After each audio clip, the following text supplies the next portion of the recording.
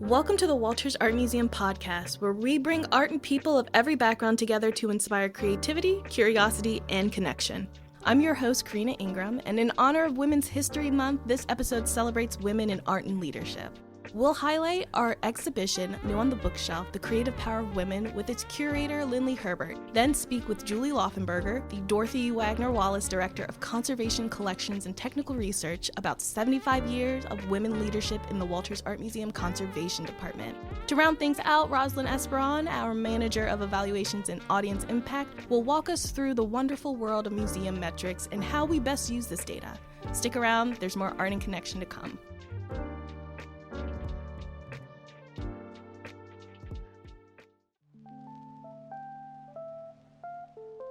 I'm Dr. Lynley Herbert. I'm the curator of rare books and manuscripts here at the Walters Art Museum. And today I'm going to tell you a little bit about our current book exhibition, New on the Bookshelf, The Creative Power of Women. The works on view were all acquired in recent years as part of a collecting initiative to celebrate and amplify the contributions of women.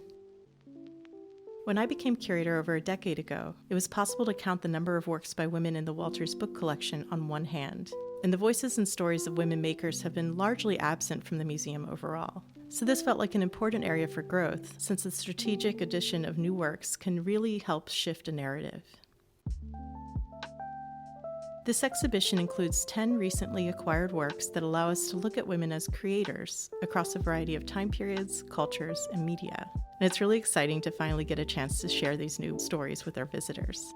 I think as a group, they really reveal how creating with ink, paint, paper, and parchment can be an empowering and even at times rebellious act.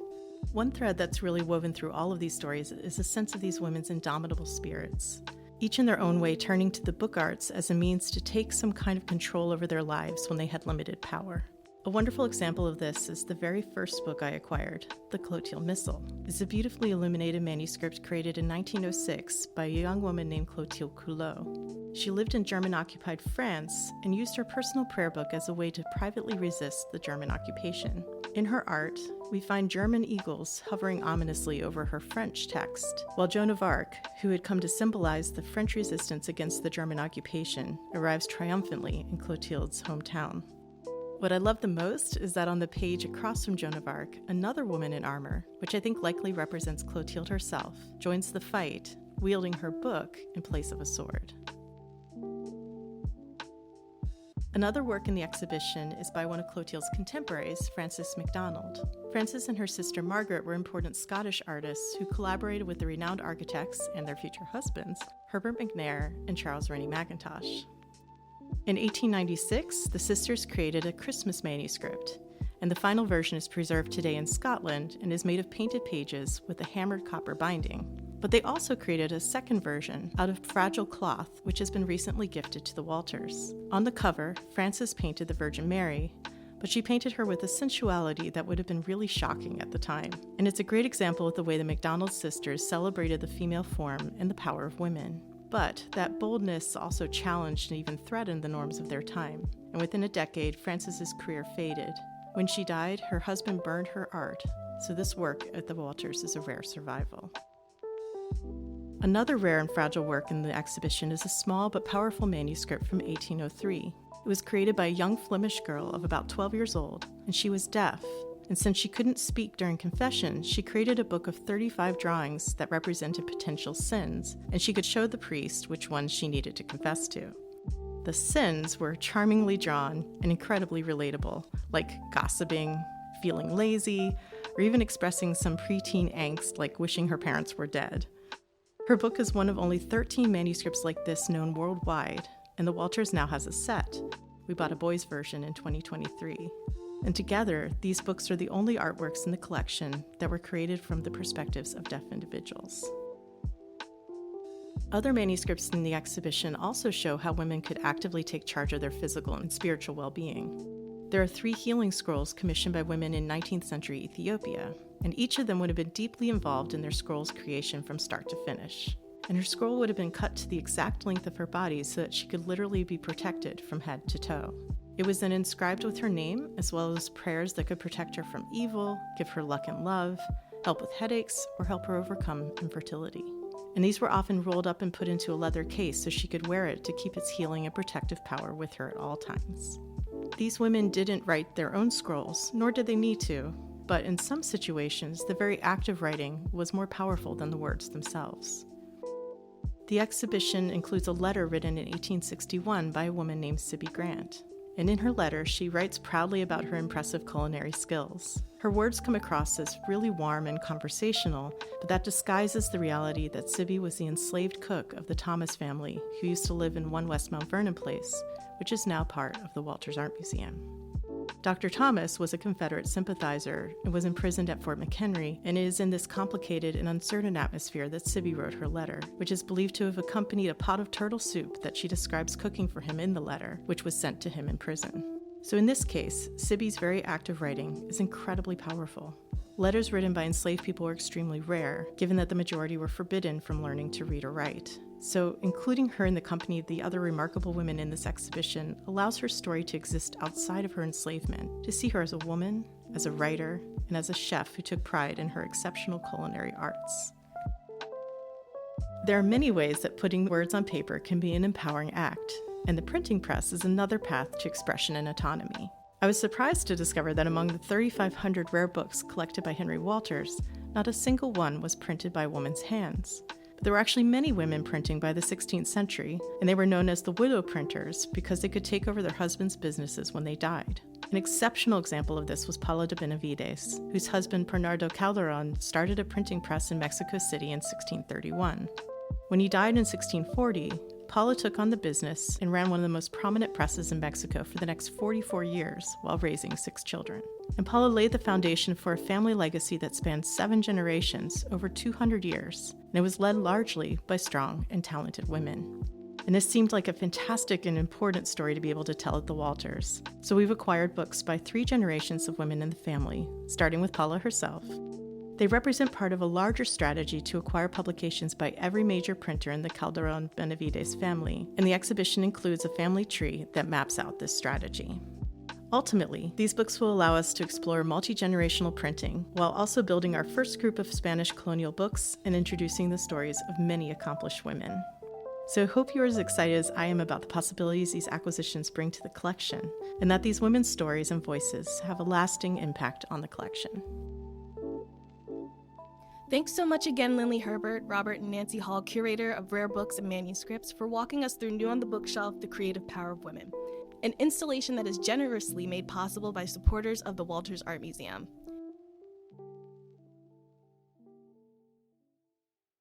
All right, we can't talk about Women's History Month and the creative power of women without noting the museum is approaching a major milestone, nearly 75 years of women leadership in the Walters Art Museum Conservation Department. I'm so excited to speak with Julie Lauffenburger, the Dorothy Wagner Wallace Director of Conservation Collections and Technical Research, to learn more about the history of the Walters Conservation Lab, Julie's role, and her incredible team. Julie, welcome to the podcast. Thank you, Karina. Great to be here. I'm happy to be talking with you about this incredible milestone. It is a big one. And the Conservation Department. But could you tell our listeners a little bit more about how long you've been at the Walters, your role, Sure. and your background in conservation? Sure. I started at the Walters as a grad student. So really, the Walters is known for its commitment to training of conservators. And so really, I started 36 years ago. It's really hard to imagine that. It is a long time, but I am so proud of that. So I started as an intern, then went to the Smithsonian for some additional training, came back, and eventually there was a job opportunity. So I've been on staff for about 33 years. So it's been a great, I made my career here, and that's rare these days. That's rare. So it's been an amazing opportunity. And I am an object conservator by training. I trained at one of the 3 conservation schools in the country. Then it was in Cooperstown, New York, little town, 1 stoplight. You know, I had to walk by a farm every day to get to the program. Wow. So you really were immersed in what you were doing because there was not a lot of else going on. But from the start, I was interested in a huge diversity of things. You would call me a generalist. I did projects on whale baleen and how it was used in Japanese armor. I did projects on 10th century ceramic tiles from Byzantine Turkey. Then moved on to, my love is materials from the ancient Americas, and now really most recently colonial Americas. Mm-hmm. So the Walters collection allows you to sort of move through all of those things. And I started as an objects conservator, so I was in the lab, and then slowly moved, working with the great mentors that I had. I became assistant director to the conservation department itself. And then I think it was in 2016 when my predecessor retired after 47 years. I then moved into director of conservation and technical research. And then what changed most recently, so that was an amazing group of 10 conservators. That's what I knew best. But certainly there was a shift from objects to people. Mm-hmm. Objects don't talk back. People talk, we talk together. Right. But, it was a very different thing. And then most recently, really just before COVID hit, at the end of 2019, our department expanded at the museum and became conservation, collections, and technical research. So now I lead that great team, which is really involves all of the disparate groups that have their hands on collections and collection stewardship and making installations happen. So, yeah, that's an incredible overview right? of your career. No, it's great. It's aspirational, honestly, and to be a woman leader in that position and see this kind of transition from you interning here to leading such an incredible team that I feel like our visitors get to see the art in person, but they don't get to see everything that makes the art possible to be on view. Right. And so I just want to know your thoughts in hearing 75 years of women leadership. Mm-hmm. What initial thoughts or emotions kind of come to mind thinking of your tenure here? Yeah. I have an enormous sense of pride, certainly, and I feel an enormous responsibility, right? I come on sort of the heels of really two women. I mean, in that 75 years, I am the third sort of female director of conservation. Now, Elizabeth Packard actually started at the institution in 1936. Wow. So very early on, she was assistant to the director, who was David Rosen was a man. He was only here 6 months at a time, but Elizabeth was here full time. And I can't imagine what it was like actually as a woman in the 30s, pre-war, working in a scientific, because it really was conservation and technical research from the start, which distinguished us. So there's a history of, and I think Elizabeth, then Terry Draymond Weiser, really set the stage for both excellence in everything you do, pioneering work, and then training, mentorship, and outreach. It's sort of 4 pillars. And that foundation, I feel, I inherited, I believe in, and I do feel that sort of responsibility to, continue and amplify. And sort of, how does that change in our 21st century, museum? What does that look like? And in that time, you talk about the amount of pride that you feel holding this title now.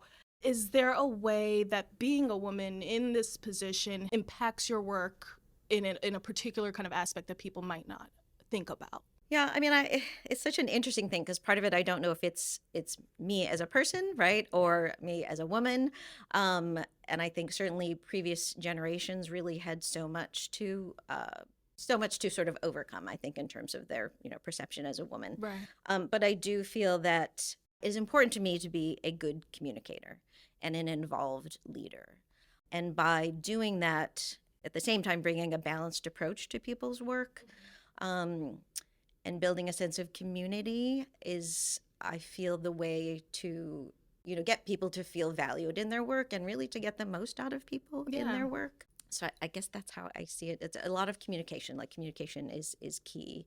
And maybe I see that in my role as a woman, being a woman leader, that is a key thing to me. It's like a level of compassion that you have. Yes. Because these are other humans that we're working with. Yes. And to cultivate an environment where people feel like they can work their best, I think is some of the most impressive thing that I have seen from women in leadership that kind of has personally inspired me.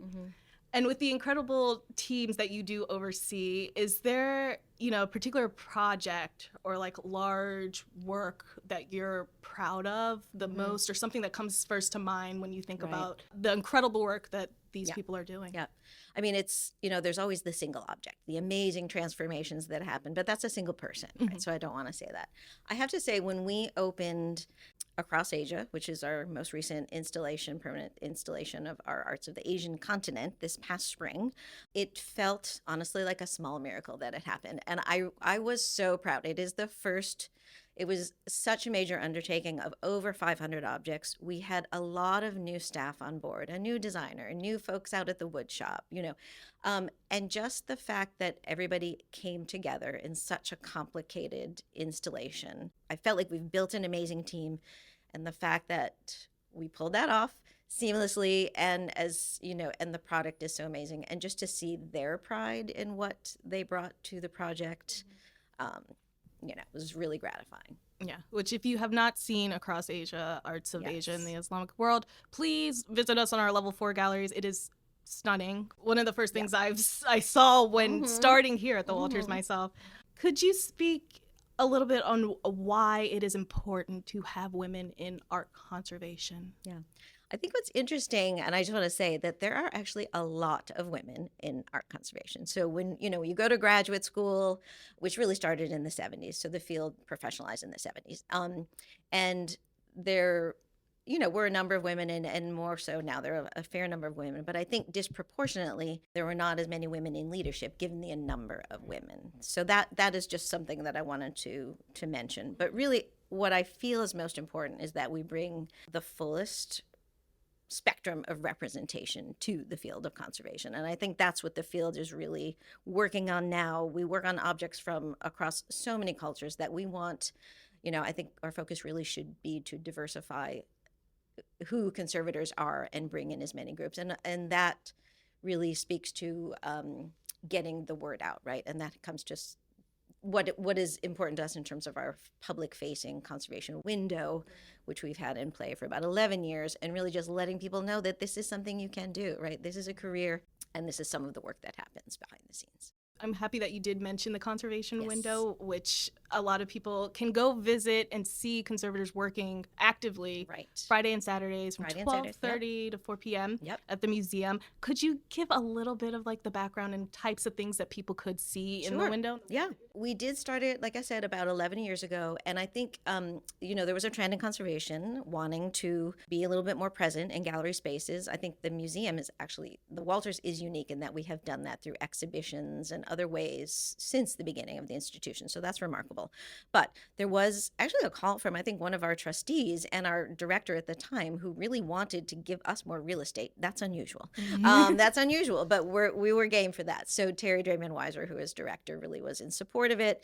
We designed, it was like a minor renovation. We took away a small space, which is adjacent to the gallery, and committed to being in that space 2 days a week. And what is slightly different about ours is that the window is open, right? So the window's open. Conservators in there are not meant to be getting work done. They are truly there to talk with the public, learn from the public, engage with the public, answer questions. So it's not a fishbowl, which is really important. One of the objects that's in there right now is this incredible deconstruction of an Islamic ceramic that one of our conservators is doing, taking apart something that was restored 100 years ago, came to us as one piece, but now it's falling apart after 100 years of being restored. And so it's being taken down bit by bit. So it's this gorgeous turquoise blue ceramic that is just sort of, they're organizing into sort of a puzzle sort of setup so you can see what's going on. You can also find conservators cleaning a painting, right?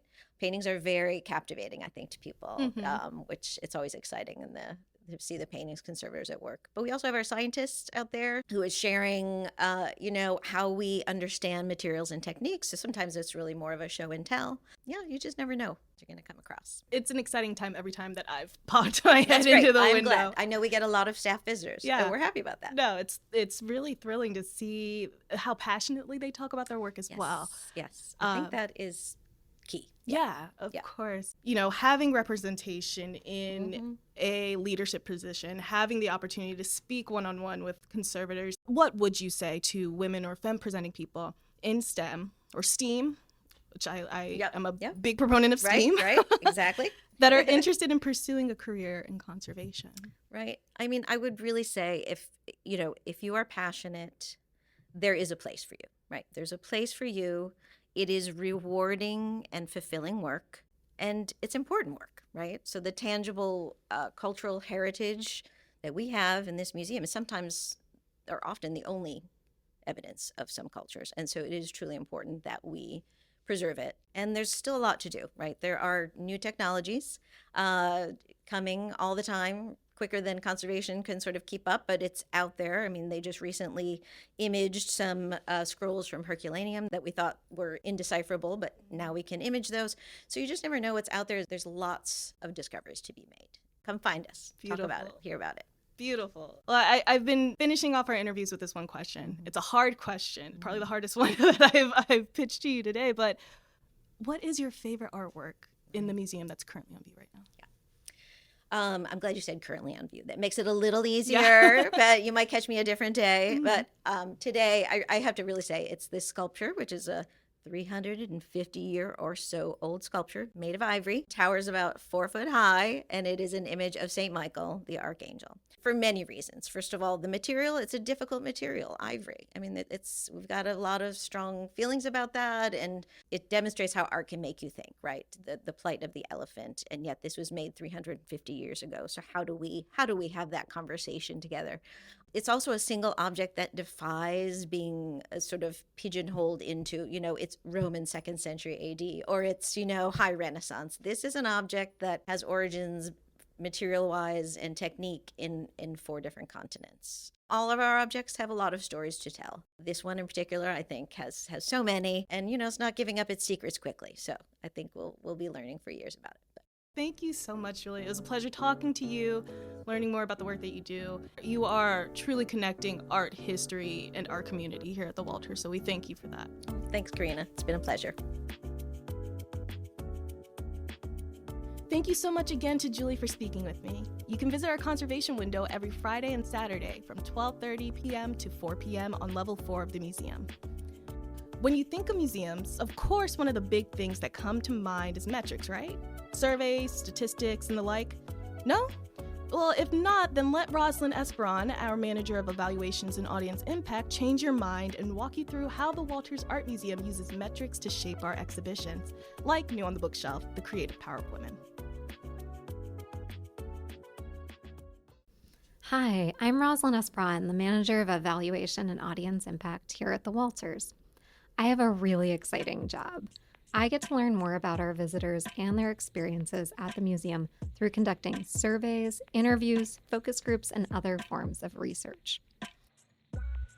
One of the fun projects I got to do last year was a title testing survey for the manuscript exhibition that our curator, Lynley Herbert, just shared about. In this project, we wanted to test out different possible titles for the show to find out what resonated most with our audience.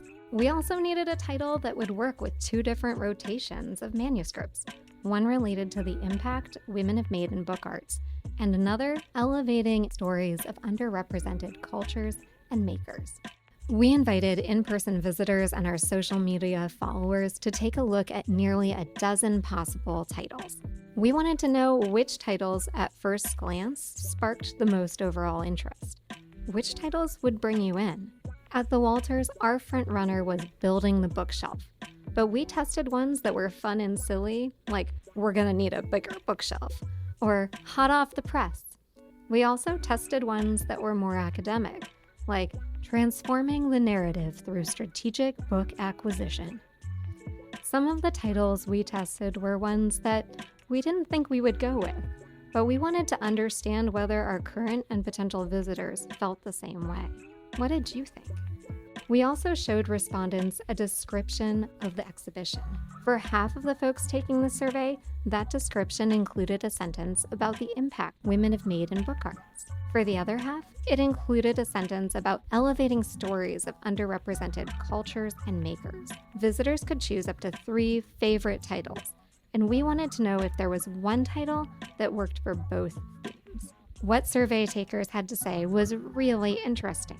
For a theme around cultural voices, a third of survey takers each selected What's New with Old Books and New from the Rare Book Library. Now for a theme around women, we had a 4-way tie. 1/4 of survey takers each selected What's New with Old Books, New from the Rare Book Library, Turning Over a New Leaf, and Turning the Page. We saw that titles using the term new rose to the top and resonated across themes. while the term turning was specifically associated with our Women in Book Arts theme. I'm betting that the titles using the term new did well because it made it really clear that visitors would get to see something they hadn't seen before. We all want to see something new. While it feels rather literal, a title with the word new piques our audience's curiosity and tells them exactly what they need to know. We have new books to show you. We heard from visitors about what they thought the exhibition should be called, too. I loved some of the more silly titles, like Book It to the Walters, or Extra, Extra, Read All About It. Thanks to you, we also got to hear about some of the themes you wanted to know about so that we could build an exhibition that was related to your interests. So based on our research and thanks to your feedback, we arrived at the title, New on the Bookshelf. And during your next visit to the Walters, let us know what you think of your visit in our exit survey. I look forward to reading it. Thanks so much again to Rosalind Esperon, our Manager of Evaluations and Audience Impact, on sharing more about the important work that you do. Free access to the Walters Art Museum online and in person is made possible through the combined generosity of individual donors, foundations, corporations, and grants from the City of Baltimore, Maryland State Arts Council, citizens of Baltimore County, and Howard County Government and Howard County Arts Council. To learn more about engaging with or supporting the Walters, visit www.thewalters.org/give.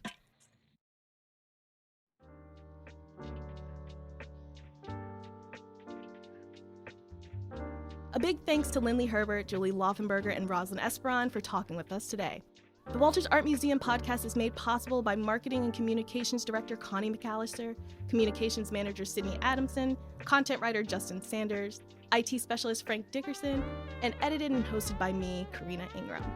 We hope you enjoyed this episode. If you did, please leave us a review and share this episode with your friends. You can visit www.thewalters.org for more information and to plan your visit. Again, I'm your host, Karina Ingram. Until next time.